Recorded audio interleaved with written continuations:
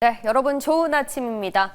어제 아침에 전해드린 것처럼 트럼프 행정부가 로봇 산업을 육성할 것이란 기대감에 우리 시장에서 로봇주들 대부분 강세를 보였습니다. 썰전에서 풀어봤던 로보티즈를 대장으로 레인보우 로보틱스, 또 두산 로보틱스도 강세를 보였고요.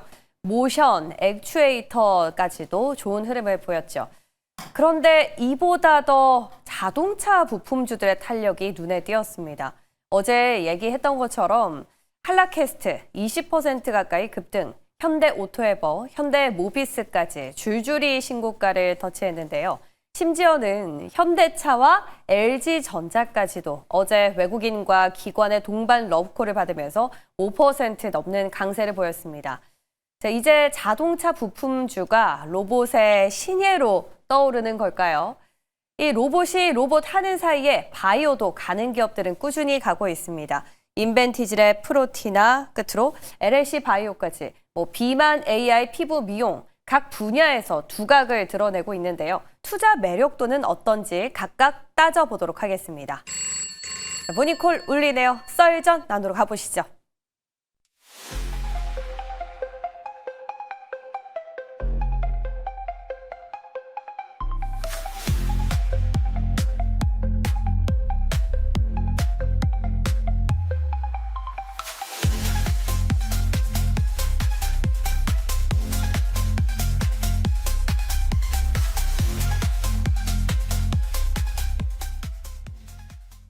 네, 금요일 아침입니다. IM증권 이화진 과장과 함께하겠습니다. 어서 오세요. 네, 안녕하세요. 네. 눈이 많이 왔는데 어떻게 잘 오셨습니까? 네, 잘 도착했습니다. 오늘 출근길에 얼어있는 도로가 많다고 합니다. 안전사고 유의하시고요. 저희는 일단 미국으로 가서 소식 점검부터 해보겠습니다. 일단 뉴욕 증시에서 오늘은 굵직하게 한 두 가지 이슈 정도가 있었습니다. 먼저는 메타죠. 메타가 그 사명인 메타버스를 접고 AI 사업에 집중하겠다고 밝혔습니다. 요즘 또 마이크로소프트가 악재를 뿜어냈지 않습니까? 네. 그런 MS발 우려에도 불구하고 메타도 그렇고 마이크론도 소비자용이 아니라 B2B 쪽으로 모두 AI에 올인을 하는 거 보면 수익성 논란이 다시 스물스물 올라오는 것 같은데 또 아직은 시기상조인 것 같기도 하고요. 과장님은 어떻게 보세요? 일단 마이크로소프트부터 먼저 말씀드리면 예. 그동안 코파일럿 같은 경우가 사실 AI 쪽 점유율에서는 사실 크지는 않습니다. 워낙 이제 오픈 AI가 한 72% 정도 되고 이제 최근에 이제 제미나이가 한 4%에서 15%까지 이제 올라왔죠. 결국에는 이 두 모델이 시장을 좀 장악을 하고 있고, 그러면 이제 마이크로소프트는 사실 코파일럿이 수익이 대부분이냐? 아니죠. 결국에는 애저 플랫폼을 가장 수익성이 굉장히 많이 크고, 특히 오픈 AI도 애저 플랫폼을 이용하는 이제 부분이다 보니까, 결국에는 어제 마이크로소프트 CEO가 얘기는 하긴 했지만은 코파일럿과 관련된 향후의 매출에 대한 하향설은 어느 정도 부인을 했습니다. 메타도 마찬가지긴 하겠지만은 연간 한 700억 달러 정도 이제 캐펙스 투자를 계속 하고 있고 네. 사실 메타버스가 사실 수익성이 없었던 이제 오래됐죠. 오래되면서 이제 어느 정도에 대한 비용에 대한 부분들은 이제 포기를 하게 되면서 좀 선택과 집중으로 하는 좀 측면이 있지 않을까라고 봤을 때는 물론 우리가 한 3년 뒤, 4년 뒤 같은 경우에 그때서야 아마 좀 수익성에 대한 논란이 있을 것 같습니다. 지금은 이제 람마도 마찬가지로 대다수의 지금 AI 모델들은 그런 수익성이나 아니면 그런 광고 수익에 대한 부분들이 아직까지는 조금 어느 정도 계속 유지하고 있는 좀 측면이 있는 상황이기 때문에 지금은 아직까지는 우려할 사항은 아닌 것 같다라고 생각하고 있습니다. 일단 여기서 돈이 나오느냐 보다는 비용적으로 조금 절감을 해서 효율성을 구축하는 면이었지 않나라는 생각이 듭니다. 근데 이렇게 하려면 이제 캐시카우들이 충분히 확보가 돼야 될 것 같은데요. 엔비디아는 사실 그 캐시카우를 저희가 중국에 거는 기대감으로 연결을 지었지 않습니까? 그런데 미국 상원에서 이번 주에 엔비디아 H200이요. 중국에 수출하는 걸 차단하는 법안을 발의할 예정으로 전해졌습니다. 일단 예정이고 확실시된 건 아닙니다. 그래서 주가가 상승을 한 건지는 모르겠는데 네. 이렇게 되면 매출에 영향 없을까요? 지금도 안 나가고 있긴 그렇죠. 합니다만. 어차피 젠슨항은 중국과 관련된 가이던스 자체를 이제 영어로 이제 해온 상황이었기 때문에 네. H200은 애초에 안 나가기도 했죠. 그 전에는 H20이었으니까. 네, 20이었죠. 이번에 이제 한국에 오게 되면서 이제 실제로 이제 중국이 뭐 어차피 중국은 이제 H20을 받을 생각이 없었던 것 같습니다. 결국에는 여기도 조금 고스펙화된 이제 H100이나 H200을 좀 요구를 해왔던 부분이었고 젠슨항도 트럼프 대통령에게 좀 결정권을 넘겼고 또 트럼프 대통령도 뭐 젠슨항에게 또 결정권을 살짝 넘긴 부분은 없지 않아 있는 것 같습니다만 서로 알아서 하라고. 그러니까 예. 결국에는 이제 책임을 좀 덜 물리는 것 같습니다. 물론 그게 협상에 따라서 달라질 가능성이 굉장히 크고 최근에 CXMT가 DDR5 관련해서도 본격적으로 출시가 이제 얘기가 나오고 있고 이 중국 반도체 회사들도 HBM을 대략 한 2년 뒤, 한 3년 뒤쯤에는 뭐 아마 출시를 할 가능성이 좀 있을 걸 보고 있습니다. 결국에는 2년 차, 3년 차로 봤을 때 하웨이도 이제 내년부터는 좀 본격적으로 이제 관련해서 HBM을 그 AI 칩을 출시할 것으로 좀 보고 있기 때문에 결국에는 2년 차, 3년 차 사이라면은 뭐 H200을 결국에는 하는 것도 전 개인적으로 나쁘지 않을 것 같다는 좀 생각을 하고 있습니다. 근데 이게 사실 가이던스에 지대한 영향을 주지 않습니까? 네. 이번 실적에서 뭐 딱히 코멘트는 없었지만 사실 중국 매출이 반영이 된다면 가이던스에서 어떤 매출 성장률을 한 자릿수에서 두 자릿수까지 올릴 수 있다라고 코멘트를 했었잖아요. 그죠. 이게 중국이 대략 한 15% 정도 매출의 한 비중을 좀 차지하고는 있습니다. 네. 그게 이제 H20 칩이 가격이 싼 부분이었으니까 만약에 H200이 들어간다 하면 또 얘기는 좀 달라지죠. 그쵸. 당연히 가격은 비싸지니까. 비싸지고 이제 큐도 더 많아지게 되면은 당연히 거기에 대한 실적에 대한 가이던스는 완전 뒤바뀔 가능성이 있는 것 같습니다. 네. 물론 이거는 이제 상원에서도 마찬가지긴 하겠지만은 공화당이나 그냥 공화당에서도 내부에서도 조금 반대하는 의견이 좀 없지 않아 좀 있는 상황이기 때문에 뭐 이거는 오늘은 발의인 부분이고 추후에 이제 확정되느냐에 민주당이나 따라서. 이제 공화당이 조금 합의를 좀 봐야 되지 않나 생각하고 있습니다. 조금은 지켜보자. 그렇다면 우리 국내 시장에서 반도체 영향 어떻게 뭐 지금 단정 짓긴 좀 어렵겠네요. 그죠. 뭐 일단 그동안 MS발 악재 때문에 어제는 조금 눌린 기업들이 많았습니다. 네. 오늘은 어떻게 좀 매수의 기회로 저는 삼성전자든 SK 하이닉스든 최근에 뭐 코스닥 쪽으로 조금 수급이 좀 쏠린 것도 있지만은 오히려 지금 빠질 때 비중을 그동안 뭐 못 사신 분들 계시겠지만은 이제 하나둘씩 좀 비중을 좀 늘리는 부분이 맞다. 결국에는 지금 12월 초고 이제 다음 달이 되면 점차적으로 이제 잠정 실적 발표가 나오잖아요. 그만큼 삼성전자나 SK 하이닉스는 4분기 실적 발이 굉장히 큽니다. 이거는 어차피 이게 수출 데이터도 나오고 있고 디램 가격이 계속 꾸준히 올라와 있고 이미 3분기 때 재고들 그 대부분 이제 떨어냈기 때문에 4분기는 본격적으로 출하에 대한 실적이 그대로 좀 반영되는 부분이 있기 때문에 4분기 실적이 나오면은 역시 그냥 반도체에 대한 기대감은 계속 유지될 가능성이 크다고 생각하고 있습니다. 다음 주부터 브로드컴, 오라클, 마이크론 실적 다 발표하죠. 네. 그 전까지도 매수 기회로 조금씩 삼아도 결국에는 괜찮다. 사실 브로드컴이 시총이 10위 안에 이제 들어오게 되면서 실적도 굉장히 큰 폭으로 올해부터 상향이 됐죠. 그러면서 사실 우리가 우려할 코멘트가 나올 가능성이 낮죠. 오히려 시장에 대한 불안들을 기대감을. 우려를 부시시킬 가능성이 더 큰 상황이기 때문에 저는 네. 지금 빠질 때 조금씩 담아가는 거는 사실 좀 맞다라고 생각하고 있습니다. 좋습니다. 반도체. 뭐 호재와 악재가 지금 겸비된 뉴스들이 나왔는데요. 일단 결론은 지금부터 조금씩 모아가도 괜찮다라는 것이었습니다. 자, 이제 로봇주 한번 점검해 볼 텐데요. 최근에 자동차 부품주가 거의 신의 반열에 올라왔습니다. 한라캐스트는 계속해서 꾸준히 상승을 하고 있었지만 그밖에 현대오토웨버 신고가, 모비스 신고가. 저희 지난주 이 시간에 과장님이 거의 처음으로 HL 만도에 대해서 말씀을 해주셨던 것 같은데, 네. 그죠? 로봇 관련해서. 거기도 신고가입니다. 부품주랑 전통적인 로봇주랑 투자 매력도를 비교한다면 과장님은 어디에 한 표 주시겠어요? 물론 전통 로봇주 뭐 레인보우 로보틱스나 네. 뭐 두산 로보틱스도 이제 뭐 향후에 계속 로봇 섹터 쪽에 대한 뭐 대장주들이기 때문에 예. 뭐 나쁘진 않겠지만은 시장에서는 항상 새로운 걸 좋아하죠. 새로운 걸 좋아하고 그렇죠. 또 11일 날 이제 인베스터 데이도 있고 뭐 CES도 있겠지만 현대차가 이번에는 좀 칼을 갈 수밖에 없는 상황인 것 같습니다. 그러면서 이제 로봇 쪽에 생산 공정에 들어가는 휴머노이드 로봇에 대한 청사진을 로드맵을 이제 제시할 가능성이 있고 지난주에도 뭐 얘기했겠지만 결국에 아트라스, 샤론 이제 뉴 아트라스가 이제 본격적으로 나오게 되고 이게 정동식이죠. 유압식이 아닙니다. 이제 정동식으로 나오겠다 보니까 기존에 있던 뭐 HL 만도나 뭐 현대 오토에버나 우리가 그동안 흔히 말해서 뭐 정책적이나 기업들의 어떤 투자에 대한 기대감으로 주가가 올라왔다면은 이제는 생산 공정에 본격적으로 투입되는 결국에는 숫자로 말해줄 수 있는 그 시즌이 좀 본격적으로 좀 다가왔다고 봤을 때 네. 최근에 이거는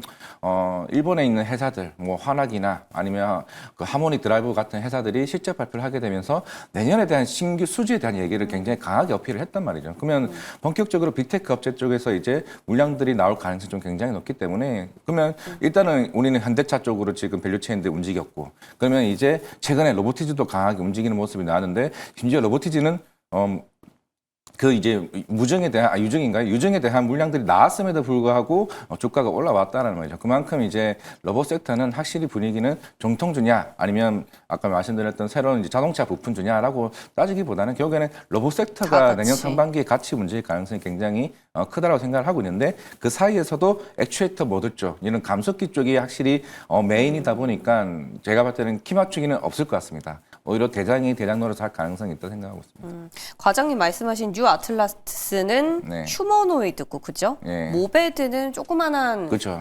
그거는 휴머노이드가 그 아니고 스마트 팩토리 비슷한 아마 그쪽으로 보시면 되지 않을까. 아, 이게 밑에 바퀴가 달렸고 네. 뭐 비슷하게 좀 생겼던 것 같은데 네. 스마트 팩토리 쪽 비슷한 쪽으로 조금 되지 않나라고 좀 생각합니다. 그건 팩토리라니까 용도가 다른 거죠. 근데 네. 어쨌거나 감속기 쪽으로는 유망하다라는 겁니다.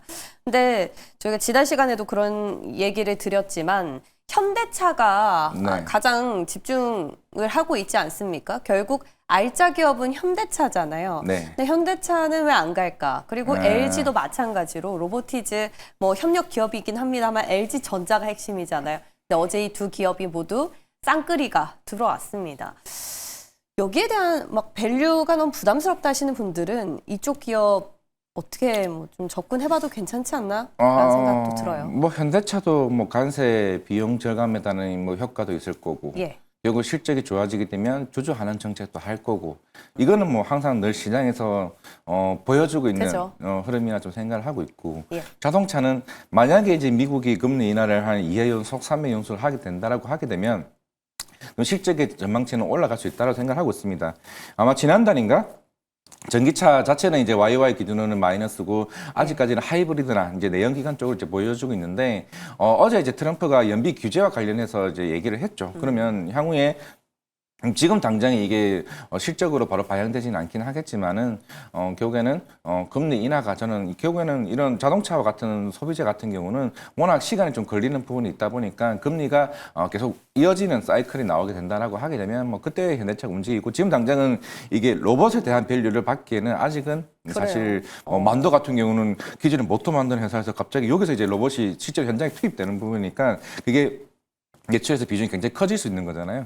거기에 따른 이제 시장의 기대감이 커졌던 거지. 현대차를 다르네요. 로봇으로 밸류를 붙이기에는 아직까지는 큰 이제 좀 그동안 자동차 판매량이 좀 워낙 많이 있다 보니까 뭐 그쪽으로 조금 부여되는 것 같습니다. LG전자도 마찬가지일까요? 뭐 LG전자도 전장도 마찬가지고 워낙 가전제품 쪽에 있는 상황이고 뭐 올해 초에도 뭐 엔비디아랑 관련된 뭐 냉각 시스템도 있긴 하지만은 그래요. 사실 실적으로 보여주기에는 아직까지는 조금 시간이 걸렸던 것 같습니다. 의외 좀 보수적인 답변들이 나왔습니다. 그렇다면 결론적으로 과장님의 로봇주 탑픽은 뭔지 듣고 정리를 해볼게요. 아까 말씀드렸던 것처럼 액추에이터 모델 쪽으로 로보티즈랑 아니면 자동차는 HL 만도가 제가 봤을 때는 내년에 만약에 실제로 숫자로 찍히고 예. 실제로 빅테크 업체들에게 물량을 받게 되면은 전 로보티즈는 더 추가적인 상승 레벨에 있다고 생각하고 그럼 신규를 말씀하시는 건 아니죠? 두 기업 그렇죠. 다. 뭐 대부분 보여 있고 일단은 조정식 매수 관점입니다. 사실 뭐 조정이 안 나올 수는 있긴 하겠지만은 워낙 이제 주가가 좀 네. 많이 올라왔던 부분에서는 충분히 기다려도 기회는 있을 가능성이 있다 생각하고 있습니다. 좋습니다. 로보티즈와 HL 만도에 대해서는 의견 변경이 없었습니다. 끝으로 바이오 점검해 볼 텐데요. 와, 인벤티지랩이 외국인이랑 기관이랑 동반 럽코를 보내면서 신고가를 연일 이어가고 있습니다. 급등하는 이유 어떻게 보세요? 그냥 펩트론에서 이제 매기가 인벤티지로 넘어간 걸까요? 같은 장기 지속형 안에서. 뭐 결국에는 빅파마 업체들은 이제 비만 치료제에 뭐 플랫폼 업체를 뭐 할 수도 있고 비만 치료제를 자체로 이제 출시할 수 있긴 하겠지만은 네. 적어도 하나 이상은 가져가려고 하는 것 같습니다. 그게 근데 그런 기대감이면 네. G2G도 같이 받아야 되는데 인벤티지랩만 독주하는 이유가 궁금한 거죠. 일단은 최근에 이제 여러 가지 이슈가 나왔었죠. 예. 물론 베인그 인겔하임과 이제 그 테스트 계약도 맺긴 했지만. 했지만 최근에 이슈가 나왔던 거는 기존에 이제 1개월 이제 지속형입니다. 이게 실제적으로 1개월에 임상이 안 나왔다라고 얘기가 나오면서 그때 주가가 20% 갔다가 마이너스 한 3, 4% 빠졌을 거예요. 인벤티지대. 그러마자 이제 회사 쪽에서 빠르게 해명을 했죠. 실제로 우리가 이제 사실 1개월 지속형 플랫폼 같은 경우는 기존에 일주일에 한 번 맞는 것보다 대비해서 이게 고용량입니다. 고용량이라는 거는 특히 부작용 자체가 구토 증상을 많이 발휘를 하죠. 회사에서 해명한 건 그겁니다. 우리가 지금 이제 FDA 희귀 의약품으로도 이제 진출을 하고 있는 상황인데 특히 소아용, 이제 저연령층 애들 같은 네. 경우는 1개월 이상을 하게 되면 무리가 오히려 있죠. 부작용 이슈가 더 크기 때문에 예. 이거는 의사들도 바라지가 않는다. 이제 그런 의미에서 그게 1개월 이상이 안 나왔던 거지 성인용 같은 경우는 충분히 1개월 이상도 나올 수 있는 데이터로 얘기하면서 그동안 나왔던 우려들이 해소되면서 네. 좀 단기적인 좀 수급들이 좀 쏠렸다라고 생각하고 있습니다. 그럼 인벤티지 랩은 어떻게 투자 어떻게 보세요? 차라리 G2G 바이오를 계속 보는 게 낫습니까? 장기 지속형 지금 안에서? 단기적인 아니면, 주가가 올라와서 부담스럽기 때문에 뭐 예. G2G 바이오가 저는 아직도 매력이 있다라고 거기서 생각하고 있고 높긴 하지만 네. 물론 이제 페트론도 사실 뭐 10개월이라고 얘기를 했지만은 결국에는 인보비와 관련된 후보 물질을 추가적으로 투입을 했습니다. 투입을 그렇죠. 했고 향후에 이제 평가 계약 이내에도 이제 그 기술 이전을 할 수 있다라고 얘기했기 때문에 그렇게 되면 우리가 예상했던 뭐 카마루수가 1조 2천억이 나는데 그거보다 사이즈가 더 클 가능성이 있다라는 거죠. 오. 근데 시간이 걸릴 뿐이에요. 시간이 걸리기 때문에 단기적인 투심은 좀 떨어질 수는 있긴 하겠지만은 뭐 페트롤은 우리가 3년 전부터 처음 일라일리 얘기가 나왔습니다. 그게 8,000원대였어요. 그게 30만 원까지 올라왔던 부분이니까 오. 아마 장기적으로 투자하신 분들은 사실 그렇게 이번 건에 대해서는 개의치 않을 거고 지금으로서 매력적인 거는 사실 저는 G2G 바이오가 결국에 노보노 디스크와 관련해서 조만간 주주 간담회를 한다고 회사 측에서도 얘기를 하는 상황이기 때문에 주주 간담회를 한다는 거는 저는 뭔가 개인적으로 확실히 조금 이유가 기대가. 있지 않을까 아니면 조만간이나 뭐 그런 얘기를 조금 기대를 하는 부분이 좀 있지 않을까 생각하고 있습니다. 뭐 여러 가지 옵션이 있지만 혹시나 또 기다릴 수 있는 부분들 있다면 펩트론도 유효하다라는 네. 걸로 정리하겠습니다. 그리고 AI 관련주가 의료 AI 쪽이 좀 뜨겁습니다. 프로티나, 3빌리언 모두 신고가인데요. 이 기업들의 특징을 좀 보니까 의료 AI 하면 돈만 막 투자를 해야 될 것 같은데 지금 AI 반도체 쪽처럼 근데 여기는 수익이 나오는 것 같아요. 네, 뭐 3빌리언도 찍히고 본격적으로 내년부터 있죠. 이제 흑자 전환 예상을 좀 하고 있고 이제 프로티나 같은 경우도 최근에 이제 삼성 바이오로이스가 이제 인적 분할을 하게 되면서 본격적으로 이제 신약에 대한 이제 발표들을 하나둘씩 하고 있고 뭐 어제 같은 경우는 에피소딩스. ADC 네. 임상한다고 얘기했죠. 결국 그게 AMD 바이오 쪽에서 이미 네. 공통으로 이제 ADC 이제 관련해서 페이로드 이제 공동 개발 좀 하고 있는 상황이기 때문에 이건 삼성 바이오로지스향 애들이 좀 굉장히 빠르게 움직이고 있는 것 같아요. 뭐 프로티나, 뭐 인투셀, 뭐 에임드 바이오 이제 이런 회사들이 이제 움직임을 보여주고 있고 특히나 이제 프로티나 같은 경우는 자가 면역 질환이나 뭐 당뇨 치료제와 같은 보통 AI 신약은 전이상 단계가 거의 마무리입니다. 그렇기 때문에 기술 이전 단계가 빨리 좀 이루어질 수 있기 그래요. 때문에 그게 최근에 좀 우리나라 포인트구나. 시장에서 좀 트렌드로 움직이고 있다고 생각하고 있습니다. 투자 매력도를 따져본다면은 에피소 홀딩스 향이면 에피소 홀딩스를 봐야 하나?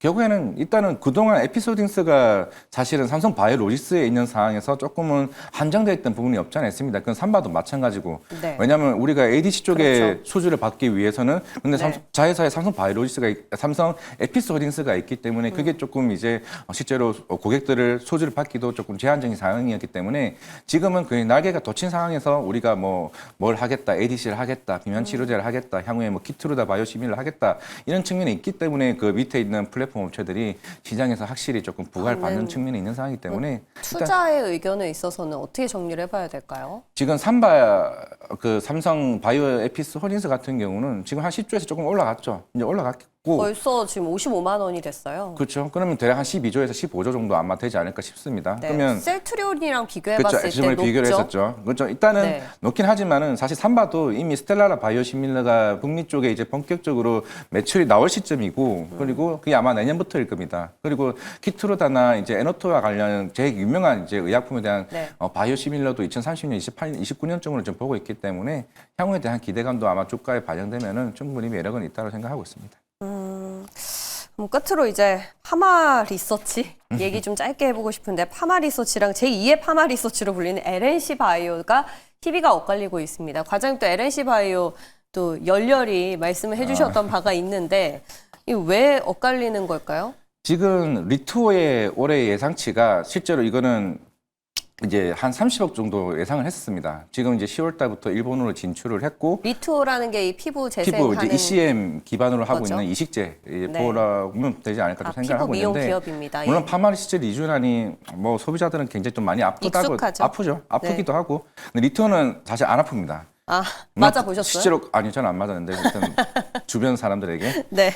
그리고 일단은 가격이 높아요. 한 70만 원, 80만 원대입니다. 비싸구나. 그런 측면에서 사실은 의사 입장에서는 예. 리투어를 추천해 주는 게 이제 고객 입장에서는 그렇죠. 굉장히 효과도 훨씬 좋고 그러면서 이제 일본이나 싱가포르 해외 확장까지 얘기가 나오면서 내년에 한 100억 정도 내후년에는 이제 300억의 이제 가이던스가 사실 회사 측에서는 얘기를 하세요. 근데 그것보다 지금 생각보다 빠르게 침투율이 지금 올라가고 있는 상황이었기 때문에 제가 봤을 때는 좀 실적에 대한 기대감이 조금 어제 주가에 좀 강하게 좀 반영되지 않았나 생각하고 있습니다. LNC도 뭐 거의 지금 신고가인데 그렇죠? 네. 어떻게 뭐 지금 접근은 아니고 지금까지 말한 종목들 다 조금 눌림목에 유효한 거죠? 결국엔 파마리스치의 움직임을 그거를 그대로 받아가는 느낌인 것 같습니다. 오, 그러면은 68,000원 사실 이건 유진투자증권에서 냈던 리포트 목표가죠. 그걸 어제 돌파를 했습니다. 네. 69,000원까지 갔고 어제 후반에도 조금 11% 12% 갔는데 뭐 조정시 매수는 유효하긴 하지만은 결국에는 신고가를 뚫었기 때문에 좀 추가적인 상승은 나올 수 있는 부분이고 결국에는 좀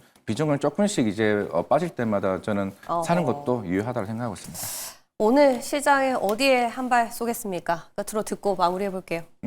아직까지는 제약바이오 쪽은 충분히 나올 수 있고, 맨 처음에 얘기했던 것처럼 지금 반도체는 빠질 때 담아가는 전략은 아직은 유효합니다. 네, 좋습니다. 짧고 명료하게 또 반도체와 바이오다라고 답을 주셨네요. 오늘 도움 말씀 주신 이화진 과장 여기서 인사드릴게요. 고맙습니다. 네, 감사합니다.